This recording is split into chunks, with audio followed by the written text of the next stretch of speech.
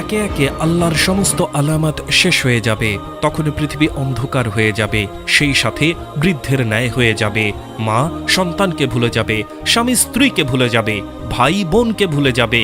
আর সেদিন আল্লাহ তাআলার হুকুমে আসমানে এমন একটা বিকট শব্দ হবে, যেই শব্দে পৃথিবীটা ধ্বংস হয়ে যাবে। মহান আল্লাহ তাআলার সমস্ত আলামত শেষ হয়ে যাওয়ার পর সমস্ত দৈত্য, দানব, জীব জন্তু সহ সকল মানুষ মারা যাবে। সেদিন মহান আল্লাহ তাআলা ব্যতীত আর কেউ বেঁচে থাকবে না। তারপর মৃত মানুষকে আবার পুনরায় জীবিত করা হবে।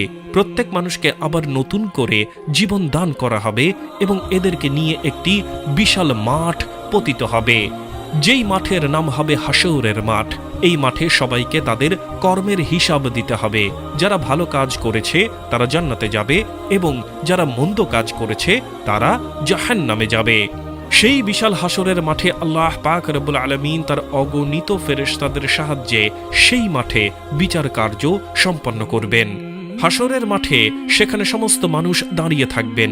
যারা পৃথিবীতে ভালো কাজ করেছিলেন তাদের জন্য জান্নাতের সুবাস ঘ্রাণ আসতে থাকবে, আর যারা পৃথিবীতে খারাপ কাজ, মন্দ কাজগুলো করেছিলেন তাদের জন্য জাহান্নাম থেকে সংকেত আসতে থাকবে।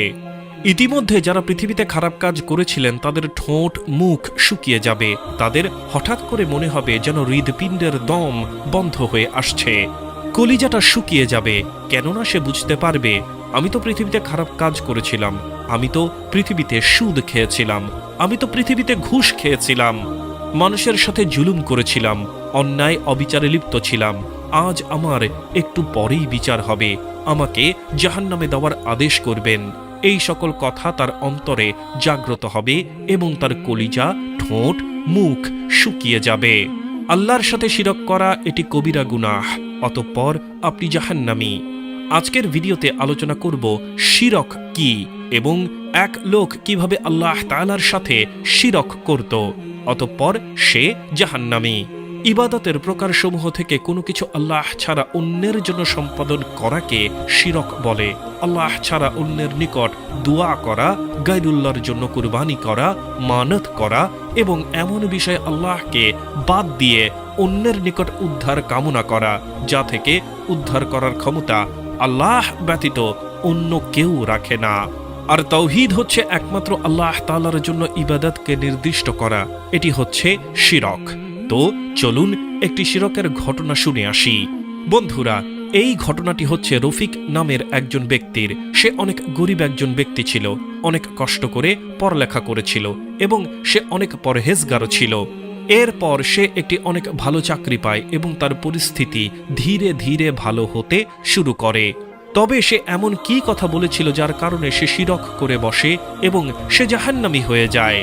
বন্ধুরা, এই ঘটনাটি জানার জন্য আমাদের সাথেই থাকুন। ছোটবেলা থেকেই রফিক অনেক শান্ত স্বভাবের একটি ছেলে ছিল। সে অনেক পরহেজগারও ছিল। প্রতিদিন 5 ওয়াক্ত নামাজ আদায় করত। আজান দেওয়ার সাথে সাথেই সে তার সব কাজকর্ম ছেড়ে দিয়ে নামাজ পড়ার জন্য ছুটে পড়ত। ছোট থেকেই অনেক কষ্ট করে মানুষ হয়েছে রফিক। তার বাবা দরিদ্র হওয়ার কারণে তার পড়ালেখার খরচ চালানো তার বাবার পক্ষে সম্ভব হচ্ছিল না। তাই সে অন্য ছেলেদের টিউশন পড়িয়ে নিজের স্কুলের খরচ বহন করত। এইভাবে সে তার নিজের পকেট খরচ এবং স্কুলের ফি জমা করত। রফিক অনেক ভালো ছাত্র হওয়ার ফলে তার কখনো নিজের টিউশন পড়ার প্রয়োজন হয়নি, কেননা সে নিজেই সবকিছু বুঝতে সক্ষম হতো। অনেক মেধাবী ছাত্র ছিল এবং ক্লাসের মধ্যে প্রতিবার ফার্স্ট আসত। তার রেজাল্ট দেখে তার স্কুলের শিক্ষক সকলেই অনেক খুশি ছিল। অনেক কষ্ট করে পড়ালেখা শেষ করে রফিক যখন বড় হলো এবং চাকরি খুঁজছিল, তখন সে ভালো একটি চাকরি পাচ্ছিল না। সে বড় হওয়ার কারণে তার উপর সংসারের দায়িত্ব এসে গিয়েছিল এবং বাবা বৃদ্ধ হয়ে যাওয়ার কারণে এখন তার বাবা আর কাজ করতে পারছেন না, বিধায় সংসারের সকল খরচ বহন করতে হয় তাকে।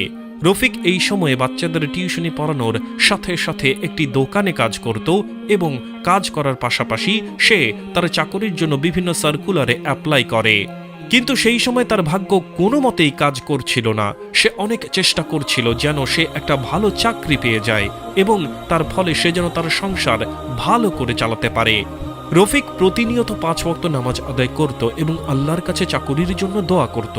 একবার রফিক যেই দোকানে কাজ করত সেই দোকানে আগুন লেগে যায় এবং যার ফলে রফিক আর সেখানে কাজ করতে পারছিল না।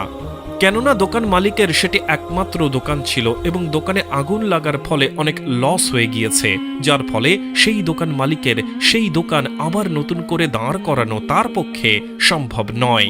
তাই সেই সময় রফিক শুধু 2-3টা টিউশনি করিয়ে অনেক কষ্টের সাথে তার সংসারকে সামলাচ্ছিল। আর অন্যদিকে সে চাকরি তো তালাশ করছিলই। সেই সময় তার অনেক কঠিনভাবে দিন কাটছিল। এরপর একদিন রফিকের সাথে তার এক বন্ধুর দেখা হয়। তার সেই বন্ধু অনেক বড় একটি কোম্পানি দিয়েছিল এবং সেই কোম্পানিটি কয়েক বছরের মধ্যেই অনেক বেশি সফলতা লাভ করেছিল। রফিক যখন সেই কোম্পানিতে ইন্টারভিউ দিতে যায়, যখন রফিক দেখে তার বন্ধু তাকে চিনতে পারে এবং রফিকের পরিস্থিতি দেখে তাকে তার বন্ধু চাকরিটি দিয়ে দেয়। সেই সময় রফিক অনেক বেশি খুশি ছিল এবং সে তার বন্ধুকে বলে, আজকে তুমি আমার জান রক্ষা করলে, আজকে তুমি অনেক বড় একটা বিপদ থেকে রক্ষা করলে। এরপর থেকে রফিক অফিস করা শুরু করে এবং অনেক বেশি মনোযোগ দিয়ে সে তার কাজ করে। ধীরে ধীরে এইভাবে দিন অতিবাহিত হতে লাগলো আর সেই কোম্পানি তাকে অনেক ভালো একটি স্যালারি দিত, যার ফলে তার অভাব ধীরে ধীরে দূর হতে লাগলো এবং সে তার সংসারকে অনেক ভালোভাবে পরিচালনা করতে শুরু করলো। 2-3 মাস পর তার বাসার সবকিছু নিয়ন্ত্রণের মধ্যে চলে আসে এবং তার সংসারের সকল সমস্যা দূর হয়ে যায়। সে তার বৃদ্ধ বাবা মায়ের দেখাশোনা করতে পারছিল এবং টাকা জমাও করতে পারছিল এবং অনেক সুখীভাবে জীবন কাটাতে শুরু করলো। এইভাবে একদিন তার বন্ধু যে রফিককে চাকরিটি দিয়েছিল সে তার সাথে সাক্ষাৎ করে এবং জিজ্ঞাসা করে যে কেমন কাজকর্ম চলছে এবং তোমার কি অবস্থা, বাসার সবকিছু ঠিকঠাক আছে তো? যার উত্তরে রফিক বলে, হ্যাঁ, অনেক ভালো কাজকর্ম চলছে এবং আমার বাসার সকল সমস্যা ঠিক হয়ে গিয়েছে, সকল কিছুই তোমার জন্য। তুমি যদি সেদিন না থাকতে আর আমাকে এই চাকরিটা না দিতে তাহলে আমি এই পর্যায়ে আসতে পারতাম না, সবকিছু তোমার বদৌলতেই হয়েছে। এই কথা শুনে তার বন্ধু তার উপর খুশি হলো এবং সেখান থেকে চলে গেল। বন্ধুরা, এই ঘটনা শুনে আমরা জানতে পারি যে রফিক অনেক ভালো একজন ব্যক্তি। সে ছোটবেলা থেকেই অনেক কষ্ট করে মানুষ হয়েছে, পড়ালেখা করেছে এবং সে ছোটবেলা থেকেই 5 ওয়াক্ত নামাজ আদায় করত এবং আল্লাহর ইবাদত করত এবং সে তার বৃদ্ধ মা বাবার দেখাশোনাও করে এবং এখন সে ভালো একটি চাকরি পেয়েছে এবং তার সংসার ভালো করে গুছিয়ে নিয়েছে এবং ভালোভাবে দিন কাটাচ্ছে। তবে তারপরেও সে জাহান্নামী। কথাটি শুনে অবশ্যই আপনারা অবাক হয়ে গিয়েছেন। আসুন, সে জাহান্নামী কেন তা আমি আপনাদেরকে বলে দেই। রফিক যখন চাকরি পায় তার বন্ধুর কাছ থেকে, তখন সে তার বন্ধুকে বলে, আজকে তুমি আমার জান রক্ষা করলে, আমাকে তুমি অনেক বড় একটা বিপদ থেকে রক্ষা করলে। এবং পরে যখন তার বন্ধু আবার তার সাথে অফিসের মধ্যে সাক্ষাৎ করতে আসে তখন রফিক আবারও তাকে বলে, অনেক ভালো কাজকর্ম চলছে এবং আমার বাসার সকল সমস্যা ঠিক হয়ে গিয়েছে, সকল কিছু তোমার জন্য। তুমি যদি সেদিন না থাকতে আর আমাকে এই চাকরিটা না দিতে তাহলে আমি এই পর্যায়ে আসতে পারতাম না, সবকিছু তোমার বদৌলতেই হয়েছে। ব্যাস, এখানে রফিক শিরক করেছেন, কেননা সবকিছু দেওয়ার মালিক আল্লাহ পাক রব্বুল আলামিন। আল্লাহ পাক রফিককে রিজিক দান করেছেন, তার বন্ধু নয়। আল্লাহ পাক রব্বুল আলামিন তার বন্ধুর মাধ্যমে রফিকের রিজিক বন্টন করে দিয়েছেন। তবে রফিক তার বন্ধুকে বলে ফেলল যে তোমার জন্য আমার জীবন আজকে সুন্দর। এটা একদম ভুল কথা। আল্লাহ পাক দিয়েছেন বলেই রফিক সুখী রয়েছে।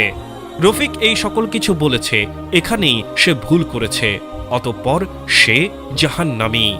শিরককারীকে আল্লাহ পাক জাহান্নামী ঘোষণা করেছেন। তো বন্ধুরা, এই ছিল আমাদের আজকের ভিডিওটি ভালো লাগলে অবশ্যই লাইক, কমেন্ট ও সাবস্ক্রাইব করবেন এবং ভিডিওটির বিষয়ে আপনার যদি কোনো মতামত থাকে তাহলে কমেন্ট করে জানাবেন। দেখা হচ্ছে পরবর্তী ভিডিওতে। আল্লাহ হাফেজ।